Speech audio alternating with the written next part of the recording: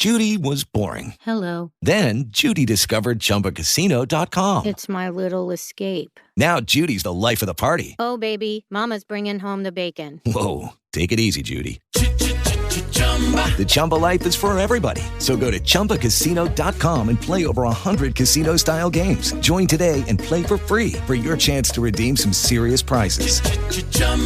ChumbaCasino.com. No purchase necessary. Void where prohibited by law. 18 plus terms and conditions apply. See website for details.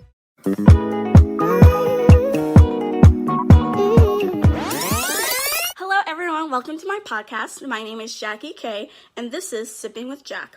On this episode of Sipping with Jack, we'll be discussing Kevin Hart's car crash, Lizzo making history, and so much more. Also, I will be highlighting my favorite drink of the week during this podcast, which is a Jim Beam cocktail. You can pick up the simple drink at your local liquor store or grocery store. Now let's get sipping. So the first topic I wanted to talk about was Kevin Hart's car crash. And I don't know if you guys have been listening to the details or basically the lie of a story that they're trying to bring out, but this car crash just is not adding up. And basically the story is that Kevin Hart was in a car crash with two other individuals, and one of them was his personal trainer and his personal trainer's fiance. That was the mystery girl in the back seat. And basically they were driving around, just having fun, and then they ended up getting a car crash.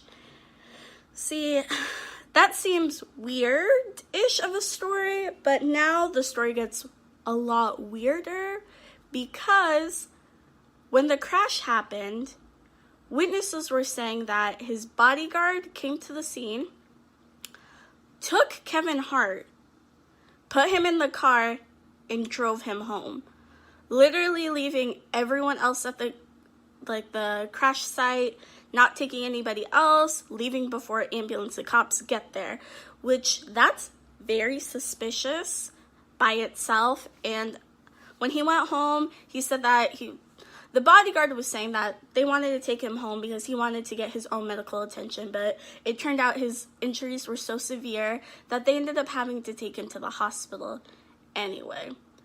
I don't know about y'all, but this seems too weird. I've watched way too many TV shows where I know that Hollywood, they have fixers. And if you don't know what a fixer is, it's basically they hire people to basically fix their wrongdoings, make things go away. So I feel like that's what Kevin Hart was doing in this situation. He got in a car crash, and they say he wasn't driving, but witnesses saw that Kevin Hart was pulled out of the driver's side. The bodyguard says the only way to get him out of the car was through the driver's window, but that sounds weird because if Kevin Hart's personal trainer was in the driver's seat and they say he was trapped inside the car, how are you going to take a full-grown man's body over another full-grown person's body who's trapped in a car and somehow take him out without... I don't know, that's the thing, it's so weird because people say Kevin Hart was taken out of the driver's seat, but the bodyguard's like, no, but if the other guy was trapped in the car, how can you remove a body over another body without being difficult? So, I don't know. I think that's really weird. News sources, I don't know why I said resources, but news sources also claimed that the girl in the back seat, which started off as a mystery woman, and then now we know her identity, wasn't injured in the crash. So that already makes it weird that the bodyguard never took the girl in the backseat, even though she wasn't injured. She was fine. All was wrong with her was basically she was trapped in the backseat, and they apparently did not want to wait for the cops or the ambulance to come and just left two people at the car crash scene. So the thing that doesn't make sense about this whole car crash is as I said in the beginning, this is a fixer scene. Literally, his bodyguard came to take him, so he doesn't have to be attached to this car crash. Even though that's his car. Like, I don't understand. How can you just walk away from a car scene, leave two people literally in your car who have to have a medical attention, and just be like, deuces, if you didn't do something wrong? And that's what I think happened in the car crash. Kevin wasn't supposed to be doing something. That's the only reason why that bodyguard took him to his house, to get him away from that car scene. Because if he was attached to that car scene, something he did not want to get out. He did not want to be attached to those people. And apparently the bodyguard was saying that when he picked him up, he didn't know there was other people in the car. And he was like, who are these people? Like, he was even shocked that he was with people himself. But I guess the bodyguard did what he was told to do and just get him, leave the other people. But it just seems weird. I really think it's weird. And the aftermath of the crash is basically Kevin Hart and the personal trainer, they have severe back injuries because they were in the front seat of the car. And apparently this is an older car, so it didn't have the seat belt where it straps across your chest. It's only a lap belt.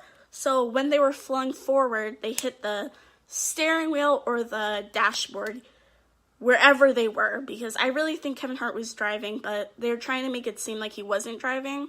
I don't know. He left before the cops came, so we really don't know this story, which even ticks me off more, because I feel like he had to be hiding something, and he didn't want to be involved, or maybe he thought everyone in the car was dead and didn't want to be attached to that. I don't know. Either way, this looks really crappy on Kevin Hart's end, no matter how you look at it, because I can never be a person to be in a car accident, even though there could be something very bad happening, something suspicious. You know, Kevin Hart has been arrested and charged for a DUI before, so maybe this could have happened in this situation. But for him to not take any responsibility and just leave other people at the car crash scene and just kind of go deuces, he seems like a horrible individual, a horrible person. And can you imagine if you think these people are dead in your car and you're just like, well, I'm out of here, I don't want to deal with this. Like, that's horrible. And I don't really have anything else to say but this just seems so weird. There's way too many details that are just super skewed. No one's really talking. You know, Kevin Hart just got out of surgery. I believe he had a back surgery. It's very severe, which I really feel bad for him, but I feel like maybe this is karma that just catched up to him. Kevin Hart hasn't been the best individual, you know. The last scandal he was in, he was cheating on his pregnant wife on her birthday weekend, mind you. So, you know, I think in life, some things that you do, karma catches up to you. Let's not lie. Karma knows your address, and she is just chilling and waiting to get you. Like, you'll never get out of the bad things you do to other people. And I think this is something that he did, and yet he still didn't learn, because instead of him being a good person and waiting with everybody, he decides to just leave and protect himself, which even shows what kind of individual he is as a person. Oh my goodness, I don't know, because I just feel bad because the other people, like, they said that the woman in the backseat wasn't injured, which that's a blessing, but then his personal trainer, he has a lot of injuries, especially to his back.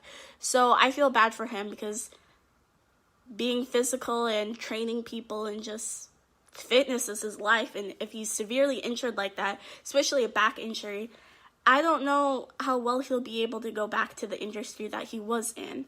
So it's just really sad. And I really want the truth to come out about this situation, because I feel like ain't nobody really telling the truth. And it's annoying, because we know that the story is all messed up, because there was actually witnesses at the crime. No, I hate saying crime scene, because it's not a crime scene, but at the crash, there was witnesses that saw things happen that were very weird and very suspicious. So if Kevin Hart has the guts to actually say what's going on, or the girl in the backseat whistleblows, which I really hope she does. She really says what happens, or the personal trainer says what really happened. I think that would be better than just giving us a bogus story of like, oh, Kevin Hart wasn't as injured because he's small. Okay, I don't know. This story there's just way too many details that just don't make sense.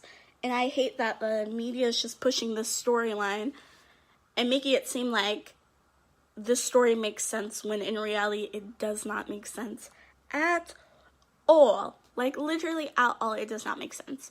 But I guess we'll just have to sit, wait, and see what is going to be happening with this story. As I said, I do believe that this is karma for Kevin Hart at the end of the day.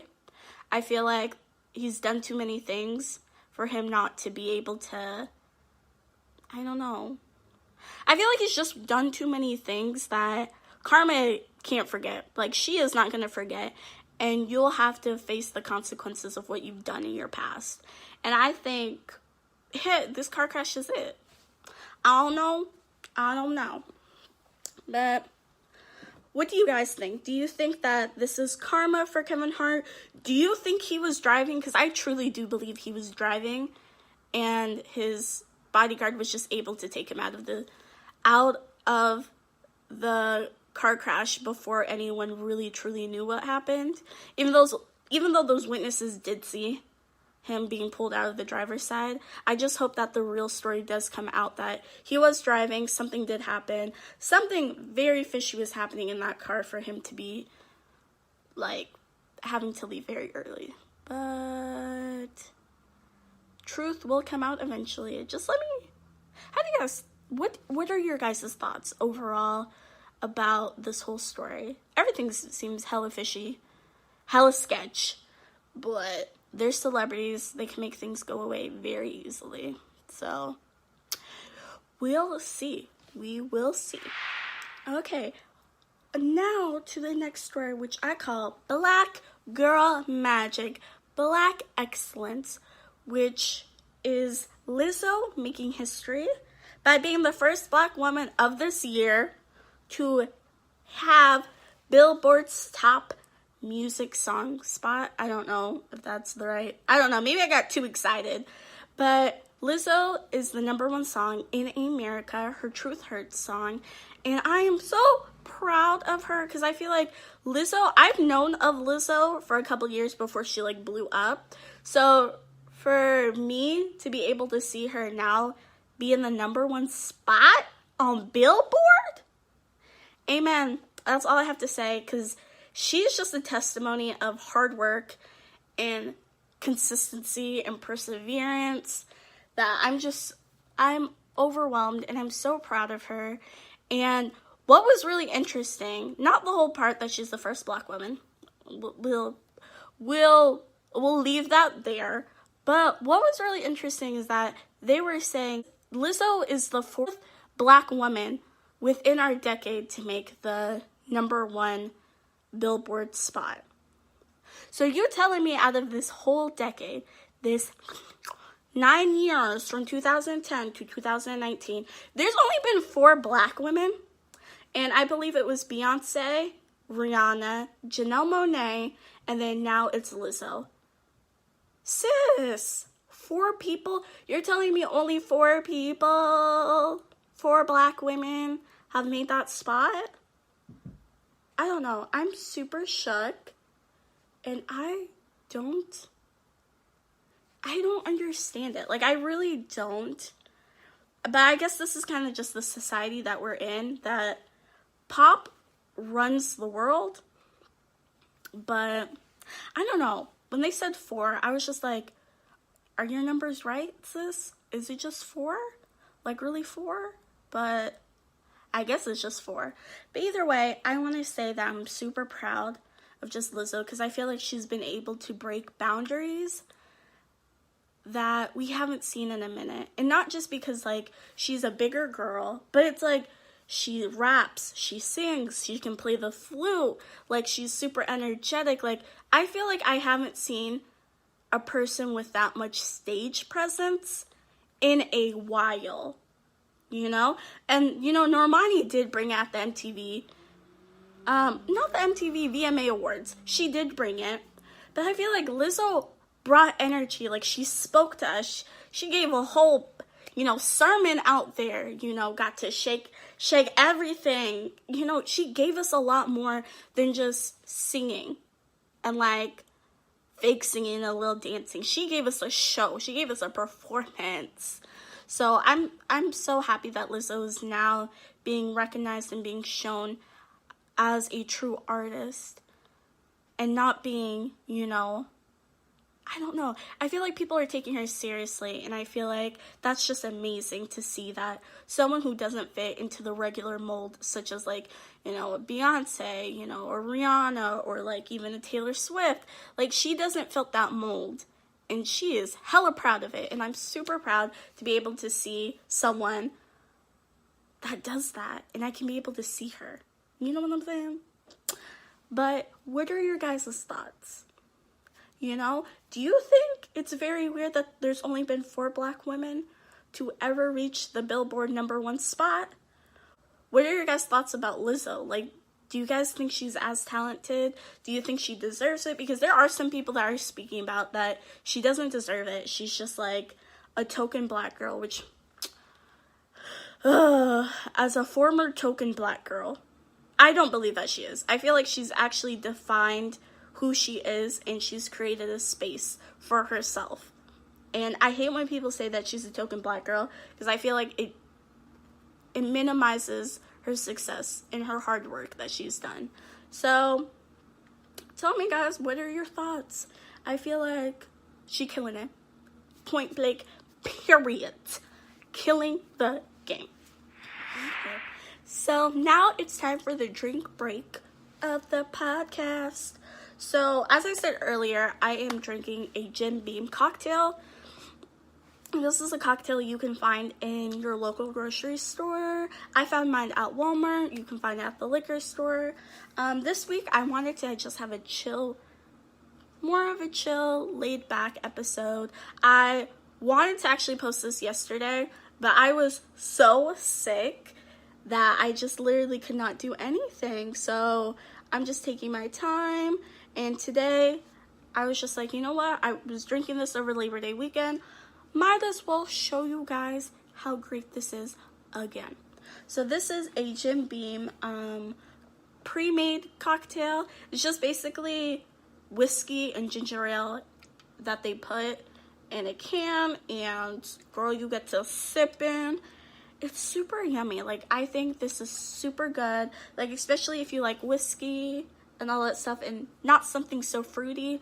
I've been doing a lot of fruity drinks lately because that's what I like, but I do also like, you know, whiskey just with Coke. Just keep it classy, you know what I'm saying?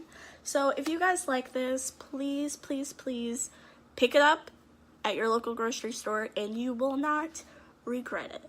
But now let's get back to the podcast.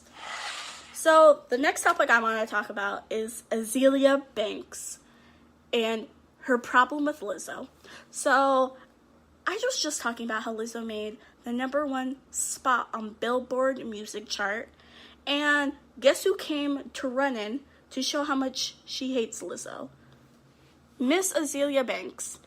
And for even me to call her Azealia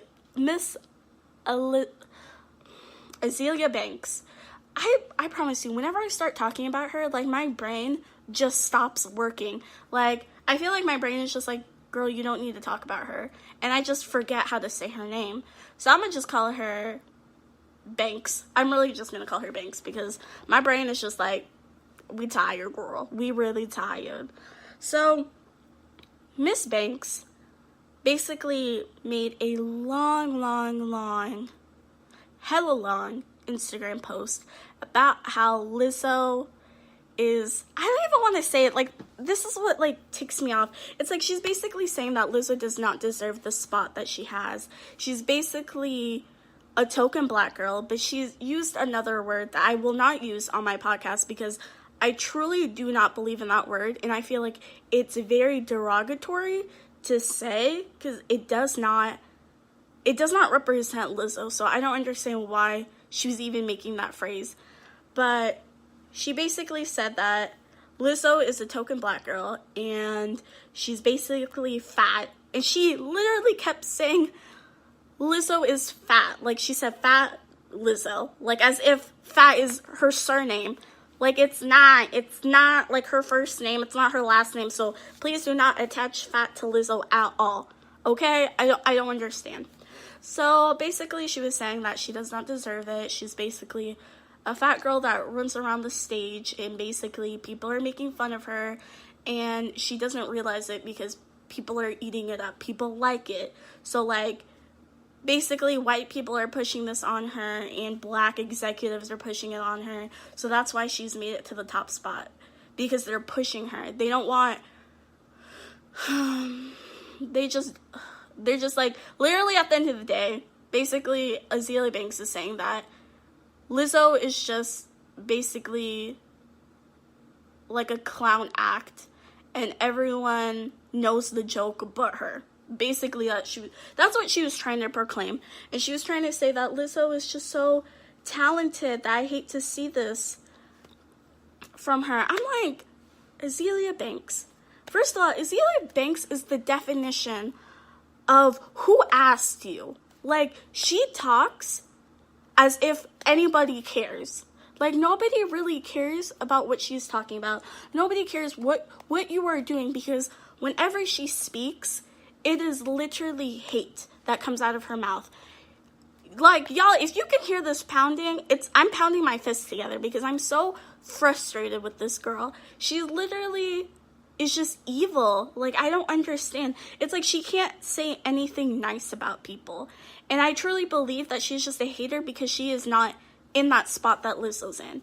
Like, as I said earlier, Lizzo has created a space for herself. She is broke down barriers to be able to see, like, hey, I'm a girl who doesn't look like everybody else, but I'm still out here bringing the baddest version of myself and still be happy and confident with myself. But Azealia Banks, I feel like she is just not happy with herself as an individual, and she has to make it known that everyone else is trash but her. Like, oh my gosh, Azealia Banks just needs to fall in a well, and honestly, nobody would check for her. Nobody would care. The only reason I'm talking about this is because it literally frustrated me. Like, I'm just like, can you not be happy for someone for 5 seconds? Can she not be okay? Like, can this girl just have several seats? Like, can she not just sit over there and be okay with herself? Can she not look at someone and be like, hey, congratulations? She literally just has to pop up at everyone and be like evil. Like, that's all I'm saying. Like, the other day she came out Megan Thee Stallion, which nobody really cared about that. Then she came out Nicki Minaj, which no one really cared about that. I feel like people really care that she came for Lizzo's because she really went in on her weight, and she went in on her as a person and then called her a derogatory name that's literally directed at black people, that I'm just like, I can't. And the thing that shakes me so much about her also is that she always says she's pro-black. She is not. She's so anti-black that it almost confuses me. I think this girl really has issues that she just doesn't understand. She's always out here like, oh, we need to be pro-black, we need to, carry our black women, blah, blah, blah. But she is the first person to call anyone out of their name, especially towards a black woman. She never comes at white people, really. She only comes for black people. And that's what I'm saying. She evil and she hateful, and she thoroughly confused because I don't know who she trying to come for, because ain't nobody checking for her. Like, literally, I'm just done. I'm done with this Azealia Banks. Girl, bye. That's it, because Lizzo is still winning, and you are still a hater. Like, a hater and evil. Like, congrats. You're fitting your role very well, honey. So take that L and sit over there. Okay? Bye. Okay, so the next topic I want to talk about is Nicki Minaj announcing her retirement on Twitter. This was an interesting announcement because nobody truly saw it coming. Nicki Minaj just released that summer banger with Meg Thee Stallion, Ty Dolla $ign called Hot Girl Summer. So she's still in the game. She like still working, you know, she's still doing what she needed to do. And apparently she was like, I'm out. I want to start working on a family with her husband, Mr. Kenneth Petty, and, you know, just living her best life. The only thing I have to say about her retirement, well, you know what? Let's not lie. This is a podcast. I'm going to talk heavy about what I believe about her retirement. I believe that Nicki Minaj is retiring because she's not the top girl anymore. And I know y'all about to be like, no, Nicki Minaj is still good. She's still relevant. But let's go back to Nicki's track record.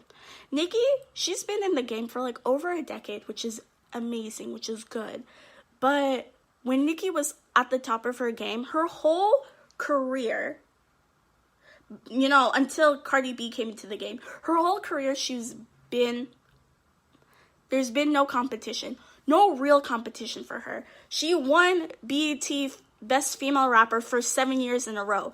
That shows that there was literally no one but Nicki to compete with. Nicki was always that girl that was always featured, all of that stuff. And I know you're about to say, what about Remy Ma? What about DJ Loaf? What about Jersey? You know dang well they're no Nicki Minaj. They are not even close to Nicki Minaj's level or her skill set or even her fan base to be a rival to Nicki Minaj. And Nicki Minaj knew that. So that's why she was able to thrive and succeed as the way she was for that decade. But now, when Cardi B came into the game, Cardi B was actually a rival to Nicki Minaj, and she didn't know how to handle that. Like, she literally almost lost it with having Cardi B in the game. And now we just don't have Cardi B. We have Meg Thee Stallion. We have City Girls. We have, you know, Rico Nasty. We have Trina Whack. We have so many female rappers in the game that are actually competing with Nicki Minaj and Nicki Minaj music. And people aren't really, I don't want to say people aren't checking for Nicki Minaj, but Nicki Minaj is another face in the game. Like, I'm not gonna lie. And I think Nicki does not know how to handle that. And I think the other day she was complaining about this on Twitter, how she's not getting as much respect in the music game as she was. But, like, you were only getting that much respect because you were the only person there. Now, you have to carve a lane for yourself. And I don't feel like Nicki is willing to do that. So I think that's why she's like, you know what? I'm gonna just bow out. I'm gonna be fine. I'm gonna be okay. Like, she can retire, and I feel like she wants to retire before she becomes irrelevant. Because I feel like Nicki is on that path to become irrelevant very fast, and I think she's trying to bow out of the game before it happens to her. And I feel like it makes me sad to think that Nicki Minaj can't compete. Like, you can't be the top girl all the time, but you can try. I'm not a big Nicki Minaj fan. I do appreciate her music. You know, I have my own Nicki Minaj radio on Pandora. Like, I appreciate her. I listen to her music, you know, but I'm open to everyone. And I think people like me are threatening her music career because we're not very consistent with her music. And I think her Barbs?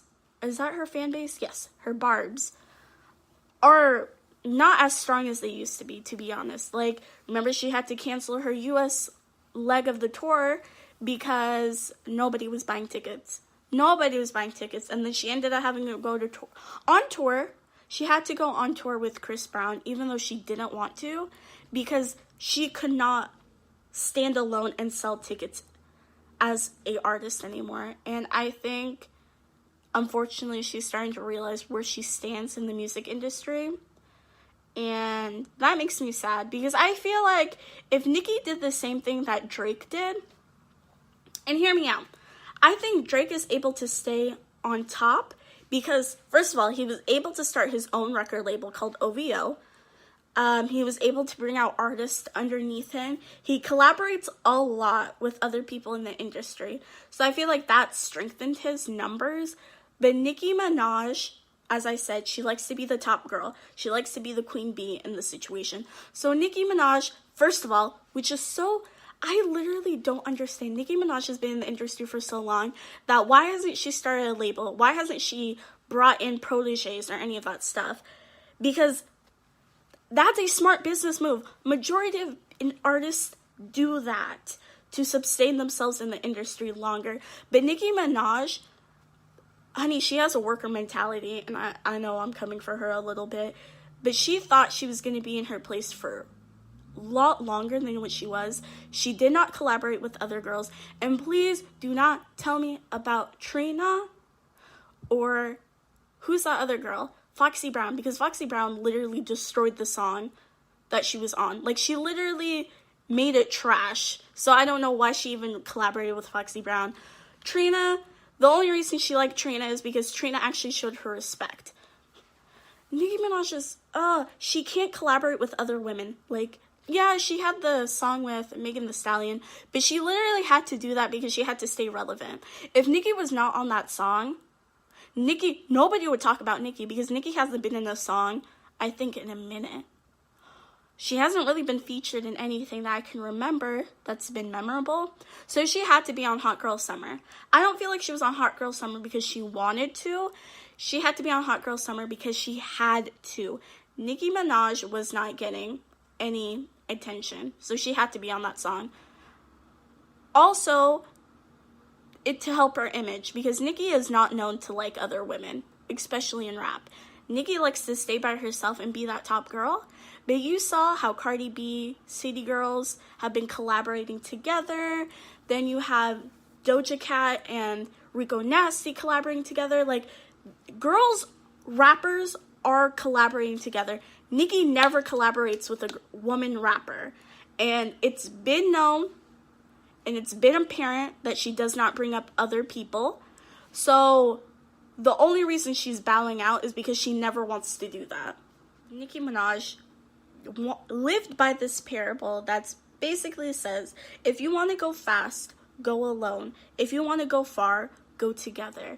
And Nicki Minaj is incapable of working with others, especially females, that, look at her now. She made it fast. You know, she's accomplished so much in her career, but she can't go far because she's not willing to work with others. And that's just sad to see because she's the only person in her way. And you can literally see that.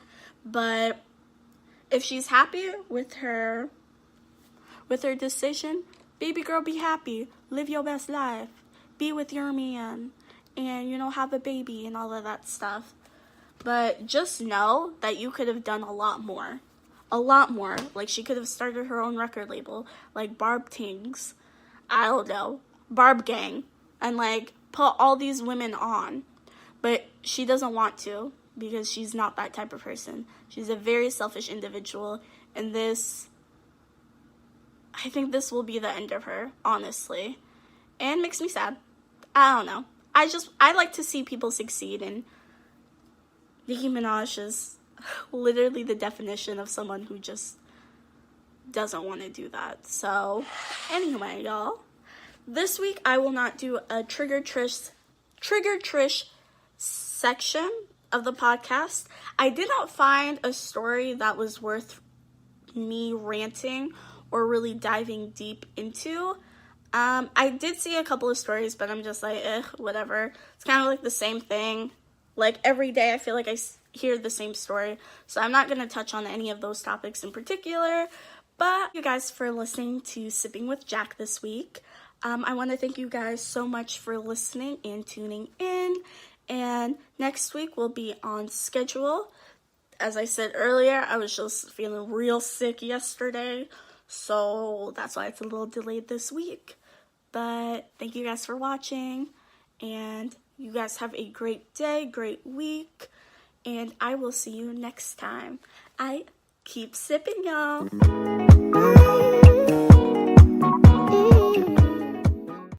Lucky Land Casino, asking people, what's the weirdest place you've gotten lucky? Lucky? In line at the deli, I guess? Aha, in my dentist's office. More than once, actually. Do I have to say? Yes, you do. In the car before my kids' PTA meeting. Really? Yes. Excuse me, what's the weirdest place you've gotten lucky? I never win and tell. Well, there you have it. You can get lucky anywhere, playing at LuckyLandSlots.com. Play for free right now. Are you feeling lucky? No purchase necessary. Void where prohibited by law. 18+. Terms and conditions apply. See website for details.